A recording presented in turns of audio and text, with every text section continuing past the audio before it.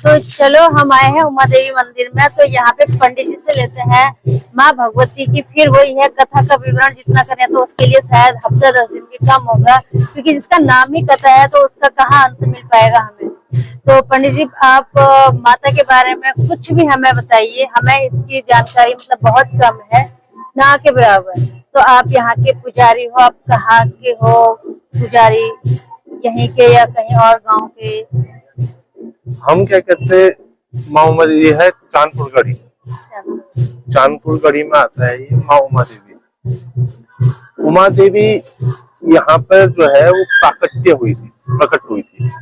दिम्बर मायका है भगवती का, किसी वयोवृद्ध को स्वप्न, वहां से छागरी शेरा में जो अब सुभाष नगर हो चुका है वहां पर प्रकट हुई, और यहाँ पे कहा था कि प्रयाग में के मध्य में मेरा स्नान होना चाहिए, तो इसलिए यहाँ पर भगवती का स्थान है ना। तो ये कोई प्रतिमाएं बनाई नहीं गई है, आकाश मार्ग में भ्रमण है और यहाँ पर स्थापित किया गया है।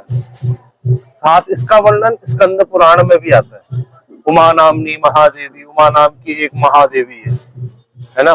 बलि युक्तम प्रयक्षते, ये बलि से युक्त है। पहले यहाँ पे 64 बलियां दी जाती थी, है ना। और मन कामना सिद्धे अर्थम, ये मन को कामना देने वाली भगवती। तो ये इसकी कथा स्कंद पुराण में भी है। इसका वर्णन ये आता है कि क्या कहते, ऊ नाम है, जब सती दहन हुआ, सती दहन के बाद हिमालय और मेनका की पुत्री के रूप में भगवती का जन्म हुआ।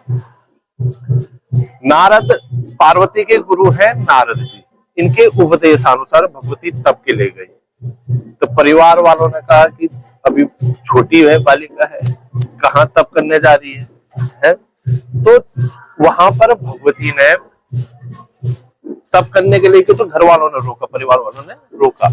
तो ऊ का मतलब होता है तप, अब माँ का मतलब होता है मत कर। तो तप मत कर किसका? शंकर का। इसलिए हम लोग कहते हैं उमा शंकरी, जो शंकर को प्राप्त करने के लिए गई। यहाँ पे भगवती का कोई मुखाग्र बिंदु नहीं है।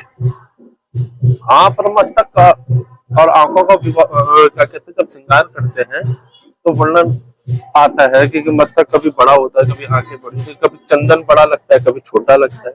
आपने कभी गौर किया? हाँ, करता हूँ, इस विषय में करता हूँ। और आपका प्रश्न दूसरा यह था कि हम लोग कहाँ से आए। ये क्षेत्र है, ये पुजारी गांव है। हम लोग पुजारी है, हमारी बाई कास्ट की पुजारी है।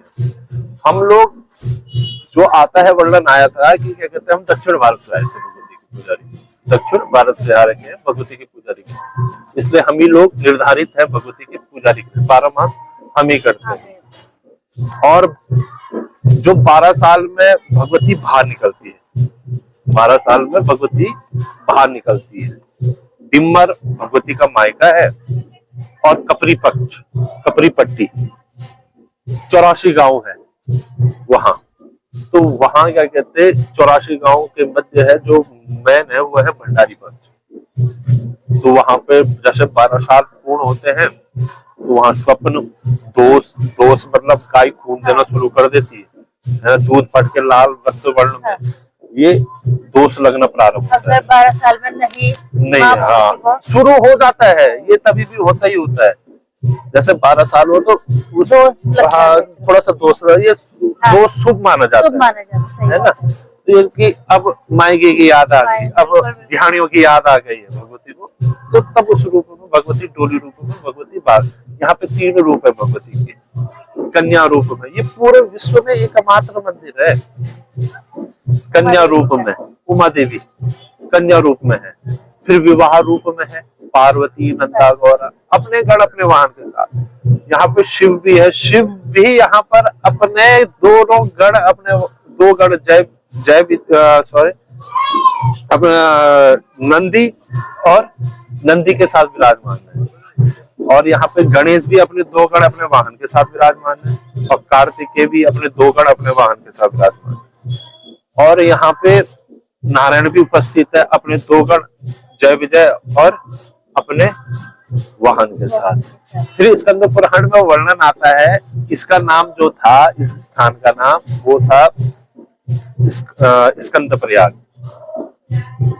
है ना। तो कर्ण ने माँ उमा देवी की तपस्या की। यह जो कर्ण स्थान है, कर्ण मंदिर, यह एक टापू था। स्कंद पुराण में यह एक टापू था। टापू में बैठ के कर्ण ने माँ उमा देवी की सबसे पहले प्रार्थना की, क्योंकि ये भूमि उसी की। सबसे पहले भगवती की आराधना खाली एक दिन करी, एक दिन, उसमें भगवती प्रसन्न हो गई, एक दिन में ही कर्ण से। फिर कर्ण ने सूर्य कुंडम तटे मध्य, स्कंद पुराण में वर्णन आता है कि सूर्य कुंड में स्नान किया। अब वो सूर्य कुंड कहाँ पे है हमें पता नहीं है। तो सूर्य कुंडम तटे मध्य, सूर्य कुंड में स्नान करके सूर्य नारायण से एक जो लास्ट कवच था, सहस्त्र कवच की आपने कथा सुनी होगी, तो लास्ट कवच था, वो कवच प्राप्त किया। तो ये उमा देवी की पूरे विश्व में एकमात्र मंदिर है। यहाँ पे शिव अपने पूर्ण स्वरूप में है पूरे विश्व में। यहाँ उत्तराखंड में 2 है, एक रुद्रनाथ, एक यहाँ, है ना। और जो वो लिंग रूप में है, जैसे रुद्रनाथ में फेस है खाली, है ना, वो भी टेढ़ा है, क्योंकि नंदी में बैठ के भगवान शिव जा रहे थे, तो ग्वाला भेड़ बकरी चला रहा था। कथा पता होगी आपको, थोड़ा बहुत। तो ग्वाला भेड़ बकरी चला रहा था, तो वहां पे शिव जी किसी को देखते हैं तो स्वतः गर्दन टेढ़ी हो जाती है अपना। तो भगवान भी देख रहे थे, तो ग्वाले की नजर अचानक पड़ गई। तो ऐसे करके शिव तो इतने नंदी से ही लुप्त हो गए, और इतना ही है। और दूसरा है आपका यहाँ उत्तराखंड में उमा देवी गया, एक है नेपाल काठमांडू में, एक नैमिषारण्य में, और एक है स्विट्जरलैंड में। ये 5 जगह है, पंचमुख 5 जगह। अब तो अनेक जगह बाबा का ही है। पूरा रुद्रप्रयाग से ही इधर पूरे केदार घाटी है, नारायण भी यहाँ पर किराए पे है। ये है। तो पंडित जी ने हमें बहुत अच्छी विस्तृत जानकारी बताई, और बहुत कम समय में, मतलब सुना नहीं था कि रुद्रनाथ में, और एक यहाँ पे जो शिव की कथा बताई, वो आज फर्स्ट बार मैंने सुनी। पंडित जी आपका बहुत बहुत धन्यवाद, आपने हमें जानकारी दी। पंडित जी एक छोटा सा सवाल, माफी चाहूंगी, इनके बारे में मुझे जानना था। जो यहाँ पे अर्ध कमल मुझे दिख रहा, ये नहीं यहाँ पे ना क्या कहते कार्य चला था, जैसे चंडी माई है, 3 रूप है भगवती के, मैंने ना उमा देवी विवाहित में पार्वती नंदक, और तीसरा रूप भार में चंडी माई है। तो यहाँ पे जब कार्य चल रहा था, काम चला, तो इनके अंदर खुदा में क्या कहते प्राप्त हुआ है ये चीज। तो वो जो गणेश जी भी है वहाँ पे, एक छोटे से गणेश जी, वो भी यही से प्राप्त हुए कार्य है उसमें। तो मुझे यही लग रहा था कि ये आधे जो कमल है कभी नहीं देखा, कहीं नहीं देखा, यहाँ फर्स्ट बार देखी हूँ मैं भी। आए बहुत बार मंदिर पहले ही, लेकिन ऐसा देखा नहीं कभी, आज फर्स्ट बार इन चीजों का ज्ञान प्राप्त हुआ। बहुत अच्छा लगा, बहुत धन्यवाद।